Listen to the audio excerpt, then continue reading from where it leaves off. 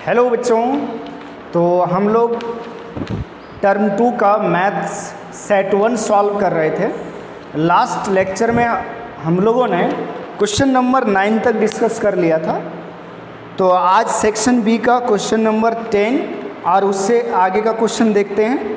Okay students, तो question number 10 में given है कि line through the points -2,6 and 4,8 is perpendicular to the line through the points 8,12 and x, 24.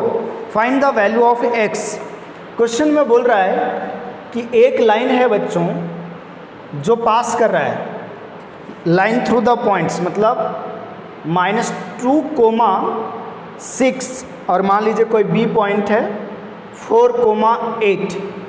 एक line ये दोनों पॉइंट से पास कर रहा है और ये जो लाइन है ये परपेंडिकुलर है एक दूसरे लाइन का, इस लाइन के ऊपर परपेंडिकुलर है। और ये जो लाइन है परपेंडिकुलर लाइन ये आपका पास कर रहा है मान लीजिए P से, एंड दैट इज़ 8,12 और जो दूसरा पॉइंट गिवन है x, 24। तो आपसे पूछा जा रहा है x का वैल्यू क्या है। ठीक है बच्चों, तो यहाँ पर हम क्या करेंगे, अगर दो लाइन परपेंडिकुलर होता है, जैसे इसका स्लोप m1 मान लिया और इसका स्लोप m2 मान लिया, और अगर दो लाइन परपेंडिकुलर है तो उसके स्लोप का प्रोडक्ट जो होता है वो इक्वल टू -1 होता है। स्लोप का प्रोडक्ट क्या होता है बच्चों? -1। ठीक है, तो यहाँ एक काम करते हैं, सबसे पहले हम स्लोप ऑफ लाइन ए भी निकाल लेते हैं, यानी m1। तो स्लोप का फॉर्मूला क्या होता है बच्चों? स्लोप इक्वल टू होता है पॉइंट फॉर्म में y2 minus y1 divided by x2 minus x1। ठीक, तो 8 minus 6 divided by 4 minus of -2, और ये m1 इक्वल टू आ गया आपका, m1 इक्वल टू 8 माइनस 6 कितना हुआ बच्चों? 2, और ये 6, that is m1 equal to 1/3। m1 का वैल्यू हो गया 1/3। अब m2 निकालते हैं। Slope of line PQ that is m2। ठीक है, और ये क्या होगा? 24 minus 12 y2 minus y1, 24 minus 12 x minus 8। This implies that m2 is equal to 12 by x minus 8। Since आगे देखो बच्चों, ये भी और PQ जो लाइन है वो एक दूसरे के ऊपर परपेंडिकुलर है। Since line AB and PQ are perpendicular to each other, line A B और PQ जो है परपेंडिकुलर है एक दूसरे का, इसीलिए m1 इंटू m2 क्या होगा? Hence m1 into m2 is equal to -1, और m1 का वैल्यू 1/3 और इंटू m2 का value 12 by x minus 8 equal to -1। तो ये 3 4 जा कटेगा, तो ये आ गया बच्चों 4 by x minus 8 equal to -1। अब क्रॉस मल्टीप्लाई करो तो -1 इंटू x माइनस प्लस 8 और इक्वल टू 4। तो -x equal to 4 minus 8, x equal to 4 minus 8 -4। This implies that x equal to 4, यानी x का वैल्यू आ गया 4, और यही आपका क्या हुआ बच्चों? आंसर। राइट, तो क्वेश्चन नंबर 10 इस तरह से आप सॉल्व कर सकते हो। क्वेश्चन नंबर 11 पे चलते हैं बच्चों। क्वेश्चन नंबर 11 पे, क्वेश्चन नंबर 11 देखेंगे क्या है।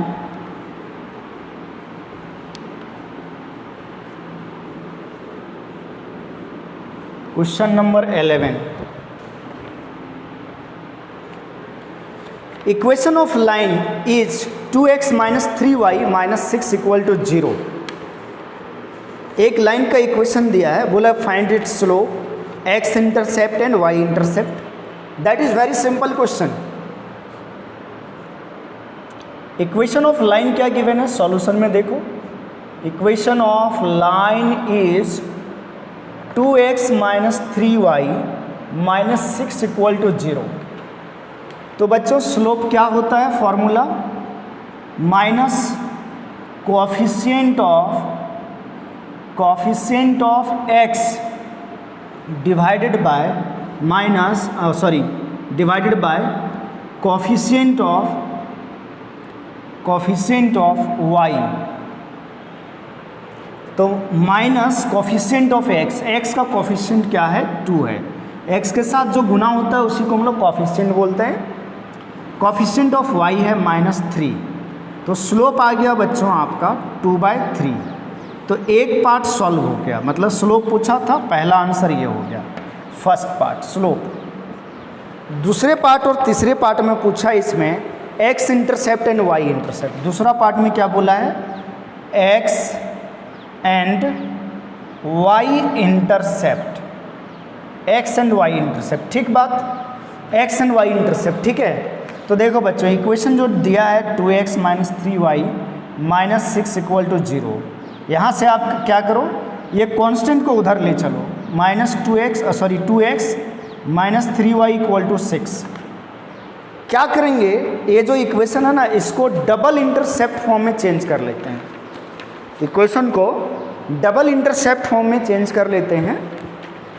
तो एक काम करें, चलो बच्चों देखो यहाँ पर हम 6 से डिवाइड कर देते हैं दोनों साइड, डिवाइडिंग बाय 6, ठीक है। तो क्या हो जाएगा 2x/6 minus 3y/6 equal to 1। तो x/3 minus y/2 equal to 1। होता है क्या बच्चों, आप जानते हो कि x/a plus y/b equal to 1, ये इक्वेशन ऑफ लाइन होता है। इक्वेशन ऑफ लाइन कौन सा फॉर्म में है, डबल इंटरसेप्ट फॉर्म में, वेयर यहाँ पर जो है ये आपका x के नीचे जो है दिस इज x इंटरसेप्ट, ये x इंटरसेप्ट हुआ, और y के नीचे जो b है दिस इज y इंटरसेप्ट, ये आपका y इंटरसेप्ट हो गया। तो अगर हम इन दोनों को कंपेयर करें तो जो x इंटरसेप्ट आएगा बच्चों, x intercept this will come 3, और जो y इंटरसेप्ट आएगा बच्चों, यहाँ से जो y इंटरसेप्ट आएगा, अब यहाँ देखो यहाँ प्लस होता है लेकिन यहाँ माइनस है, यानी y का कोफिशिएंट यहाँ -1/2 है, तो ये बच्चों -2 आ जाएगा। थोड़ा सा इसको ऐसे भी लिख सकते हो, देखो x/3 plus y/-2 equal to 1। अब कंपेयर करो, a के जगह 3 और b के जगह -2, तो x इंटरसेप्ट 3 और y इंटरसेप्ट -2। ओके बच्चों, तो यहाँ पर इसका दूसरा पार्ट का भी आंसर आपके सामने है, आप इसको कॉपी कर सकते हो, ठीक है, कोई दिक्कत। क्वेश्चन नंबर 11 हो गया बच्चों। अब हम लोग चलते हैं 12, क्वेश्चन नंबर 12 पे, ठीक है। क्वेश्चन नंबर 12 सॉल्व करते हैं बच्चों। देखो क्वेश्चन नंबर 12 सॉल्व कर लेते हैं ना।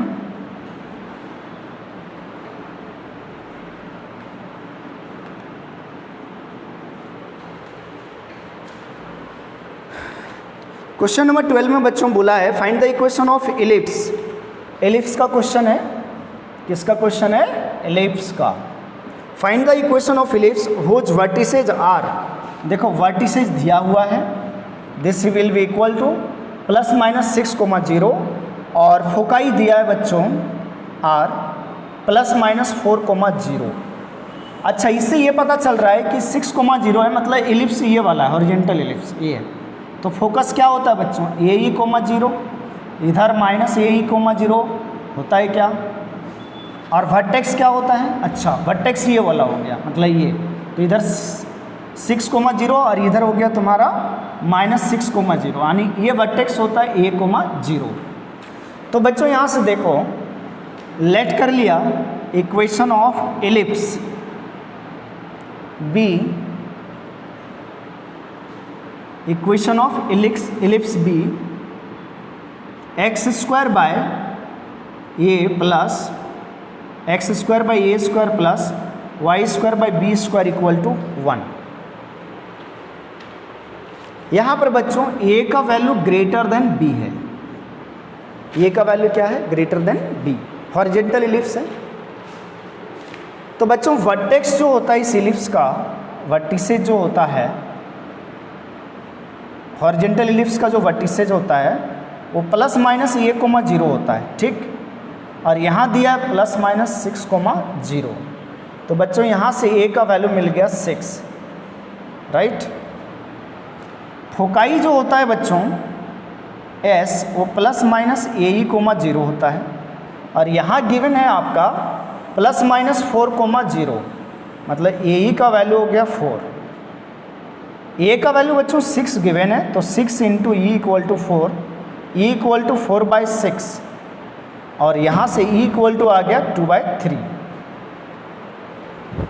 ई का फॉर्मूला जानते हो बच्चों, root under 1 minus b square बटे ए स्क्वायर होता है, और इक्वल टू 2/3।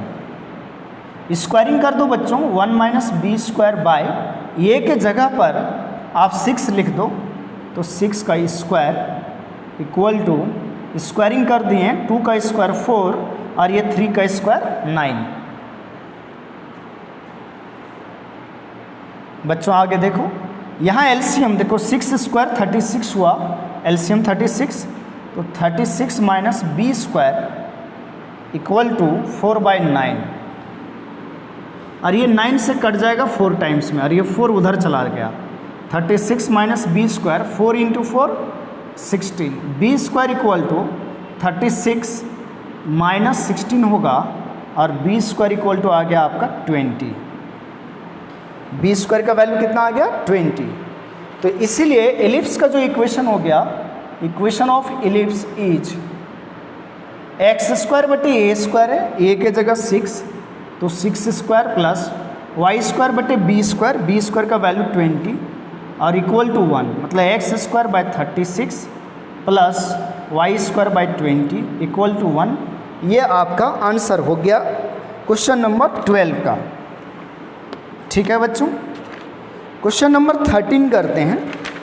क्वेश्चन नंबर 13, तो एलिप्स का भी क्वेश्चन आ रहा है एक 3 मार्क्स का, तो आपको ध्यान में रखना है, सॉल्व करना है सावधानी पूर्वक। देखो बच्चों, एलिप्स से जो क्वेश्चन पूछा जा रहा है वो फॉर्मेशन ऑफ एलिप्स से ही, मतलब आप फार्मूला याद रख लिए तो आप आराम से एलिप्स का इक्वेशन निकाल सकते हो। तो यहाँ एलिप्स का क्वेश्चन देगा या तो पैराबोला का देगा, तो एलिप्स और पैराबोला आपको बहुत बढ़िया तरीके से सॉल्व कर लेना है। क्वेश्चन नंबर 13 जो है बच्चों, ये 3D का क्वेश्चन है। 3D चैप्टर नाम बता दे रहा हूँ, देख लेना किससे आपको रिवीजन करना है। 3D का क्वेश्चन है, क्वेश्चन नंबर 13 आपका। बोला है सो दैट, पॉइंट्स दिया हुआ है 3, सो दैट पॉइंट्स 0, 7, -10, 1, 6, -6 और नेक्स्ट पॉइंट जो है 4, 9, -6 are the vertices of isosceles triangle. तो यहाँ पर लेट कर लेते हैं, let vertices of triangle B 0, 7, -10, this will be A, मान लीजिए इसको ए, बी मान लिया 1, 6, -6 एंड सी इसको मान लिया बच्चों 4, 9, -6, राइट। हमें प्रूव करना है कि ये आइसोसेलेस ट्रायंगल का वर्टिकल है। तो जब भी आइसोसेलेस इक्विलैटरल प्रूव करना है तो हम लोग डिस्टेंस फार्मूला का यूज कर सकते हैं। आइसोसेलेस ट्रायंगल में क्या होता है, एनी 2 साइड्स आर इक्वल, तो अपन डिस्टेंस फार्मूला लगाते हैं बच्चों, ए बी इक्वल टू, ए और बी डिस्टेंस निकाल लेते हैं, रूट अंडर क्या होता है बच्चों, z2 x2 x1 ले लो पहले, 1 - 0 का स्क्वायर प्लस 6 - 7 का स्क्वायर प्लस -6 और माइनस, लेकिन यहाँ -10 है तो +10 का स्क्वायर। क्या होता है बच्चों, डिस्टेंस इक्वल टू, यहाँ फार्मूला लिख दे रहा हूँ, आप भी लिख दीजिएगा एग्जाम में, x2 - x1 का whole square plus y2 - y1 का whole square plus z2 - z1 का होल स्क्वायर, ठीक है। रूट अंडर x2 - x1 का होल स्क्वायर, y2 - y1 का whole square plus z2 - z1 का whole square. A B equal to 1 का square बच्चों 1, यहाँ -1 का स्क्वायर 1, और यहाँ 10 - 6 4 हो गया, 4 का स्क्वायर कितना 16। तो ये आ गया बच्चों √18, और 18 को √18 को लिख सकते हो 9 × 2 एंड 3 × √2। तो बच्चों ए बी का वैल्यू आ गया 3√2। सिमिलरली अपन बी सी निकालते हैं बच्चों, बी सी। तो बी और सी पॉइंट देखो, 4 - 1 का होल स्क्वायर प्लस 9 - 6 का होल स्क्वायर प्लस -6, और यहाँ माइनस प्लस 6, -6 + 6 का whole square. This implies that, आगे देखो 4 - 1 का स्क्वायर 3 का स्क्वायर कितना हो गया 9, ओके। 9 - 6 3 का स्क्वायर 9, ओके, और प्लस 0। तो बच्चों यहाँ देखो बी सी आ गया 9 + 9 मतलब 2 × 9 इसको लिख सकता है, और बी सी इक्वल टू आ गया बच्चों 3√2। ये बी सी आ गया। वैसे देखो आ चुका है A B equal to B C, मतलब दो साइड्स इक्वल हो चुके हैं ट्रायंगल का। थर्ड साइड भी आपको निकाल के दिखाना है, तो आप ए सी निकालते हैं बच्चों। ए सी देखो, ए सी 4 - 0 का स्क्वायर प्लस 9 - 7 का स्क्वायर प्लस -6 और माइनस प्लस 10 का square. A C equal to बच्चों क्या आया, 4 square is 16, 9 - 7 is 2, 2 square is 4, और 10 - 6 4 आया, 4 square is 16, and this is equal to 16 16 32 और plus 4 36, and A C equal to 6। क्या बच्चों ये तीनों साइड इक्वल है? यहाँ पर देखो ए बी आया, ये बी सी आया, तो यहाँ पर क्या हो रहा है बच्चों, here A B equal to B C, right, but not equal to A C. अगर दो साइड का लेंथ इक्वल हो जाता है तो उसको अपन बोलते हैं isosceles triangle. Hence triangle A B C is an isosceles triangle, okay, isosceles triangle होगा। कोई दिक्कत है बच्चों? तो यहाँ पर ये क्वेश्चन नंबर 13 था, जिसमें प्रूव करना था 3D में कि ये जो वर्टिसेज है, ये वर्टिसेज है किसका, आइसोसेलेस ट्रायंगल का, जो प्रूव हो गया। तो आपका एक क्वेश्चन 3 मार्क्स का 3D का आ रहा है बच्चों, राइट, एक क्वेश्चन 3 मार्क्स का 3D का आ रहा है। अब क्वेश्चन नंबर हम लोग सेक्शन बी का 14 नंबर क्वेश्चन देखते हैं बच्चों, क्वेश्चन नंबर 14 देखते हैं, ठीक है।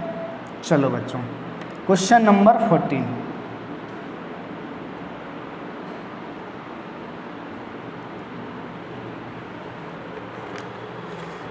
Okay students, question number 14। 2 cards are drawn at random from the pack of 52 cards. 2 card को ड्रॉ किया जा रहा है, ठीक है बच्चों। तो total number of solution, total number of possible outcomes, ये क्वेश्चन आपका प्रोबेबिलिटी का है, प्रोबेबिलिटी का क्वेश्चन है। Total number of possible outcomes equal to 52C2। 52 cards में से 2 कार्ड्स को ड्रॉ किया जा रहा है, तो 52C2, इसको अपन n मान लिया था, तो 52C2 ये हो गया आपका टोटल पॉसिबल आउटकम्स। बोला है बच्चों find the probability that both the cards are of red colour और दे आर क्वीन। प्रोबेबिलिटी निकालना है कि वो दोनों जो कार्ड है वो या तो दोनों रेड कलर का होना चाहिए या दोनों क्वीन होना चाहिए, और दे आर क्वीन, वो दोनों कार्ड या तो रेड होना चाहिए या तो वो दोनों क्वीन होना चाहिए। तो बच्चों बताओ रेड का टोटल कितना है, 26 में से 2 निकालो, उसकी प्रोबेबिलिटी बताओ, या तो 2 क्वीन आने की प्रोबेबिलिटी बताओ। मतलब कार्ड से जब तुम निकाल रहे हो ना, जैसे एक ताश का गड्डी है, उसमें 52 कार्ड्स है, उसमें से हम 2 कार्ड्स को खींच रहे हैं, मतलब 2 कार्ड को ड्रॉ कर लिए, 2 कार्ड को वहाँ से निकाल लिए। अब वो 2 कार्ड होना चाहिए, या तो दोनों रेड होना चाहिए या तो दोनों क्वीन होना चाहिए। तो जो फेवरेबल आउटकम्स होगा, फेवरेबल आउटकम्स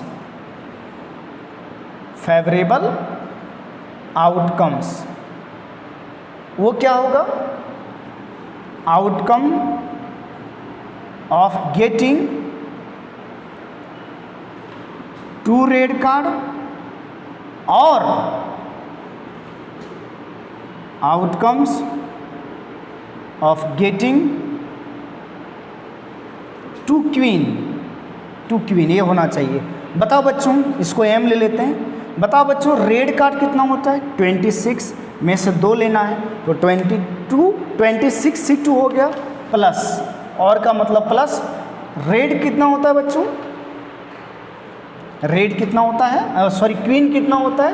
क्वीन बच्चों 4 होता है तो 4C2, 4C2। ओके बच्चों, 4C2। कोई दिक्कत? देख लो।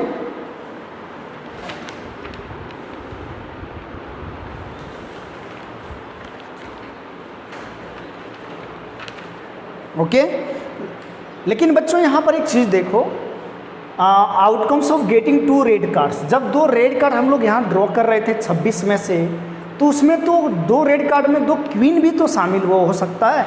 सोचो, अगर मैं 26 रेड कार्ड में से 2 रेड कार्ड निकाल रहे हैं, तो ये जो 2 रेड कार्ड ड्रॉ किया, इसमें क्वीन वाला भी तो शामिल होगा, वो भी तो पॉसिबल आउटकम्स में आ गया होगा। बोलो आया होगा कि नहीं आया होगा? बिल्कुल आया होगा सर। तो जब हम 4 में से 4 जो क्वीन होता है, उसमें से 2 क्वीन को निकाल रहे हैं, 2 क्वीन को निकाल रहे हैं, तो यहाँ पर जो 4 क्वीन में से 2 क्वीन निकाल रहे हैं, उसमें से सोचो इसमें भी तो 2 रेड रहा होगा। तो मतलब क्या हुआ होगा? एक ऐसा पॉसिबिलिटी इसमें शामिल हो गया। तो ये काम करते हैं, इसमें से मैं क्या करता हूँ, 2C2 को माइनस कर देता हूँ। ये 2C2 क्या है?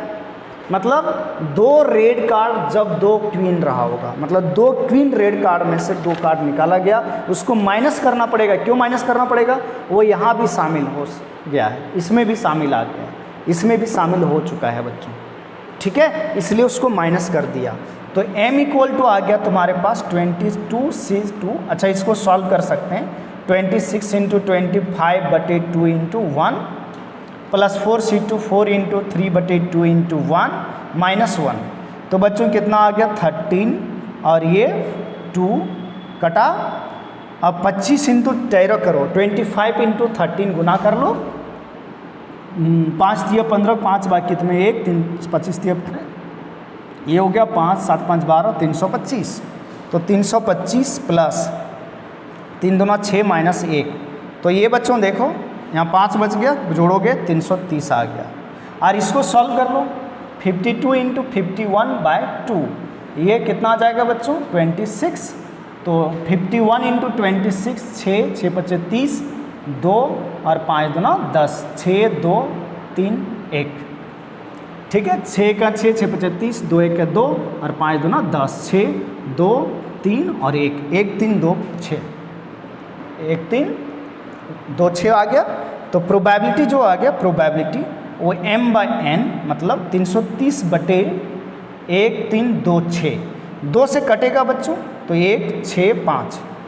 देखो 6 दूना 12 और यहाँ बच गया 1, 5 दूना 10, यहाँ भी 6, कोई दिक्कत है? 6 और यहाँ 3, तो आ गया बच्चों 165/663 आंसर।